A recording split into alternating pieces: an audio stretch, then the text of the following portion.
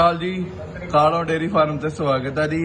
आज बलजीत ताऊ आए हैं अंबाड़े से। इन्होंने 3 झोटी ली है, 2 झोटी वो गाड़ी में है तो 1 झोटी ये ली है। सत श्री अकाल ताऊ। सत श्री अकाल जी। क्या हाल है? बहुत बढ़िया। किनिया झोटियां ले लिया अज? 3 लिया। भाव कैसे मिले? अच्छे मिले? ठीक है। आ झोटी दिती ताऊ नूं बहुत ज्यादा चंगी जे ते मालक इन्होंने चढ़दी कला च रखे। फिर आने वाले बन तो फड़ायो रस्सा झोटी का। ਉਹ ਗੱਡੀ ਲੱਗੀ ਆ ਕਰਨ ਲੱਗੇ ਲੋੜ ਆ ਵੀ ਝੋਟੀ ਫੜਿਓ ਤਾਂ ਰਸਾ। ਵਾਹ ਸੱਚੇ ਪਾਸੇ ਤੁਹਾਨੂੰ ਲੈਣੇ ਦੇਣੇ ਪਏ।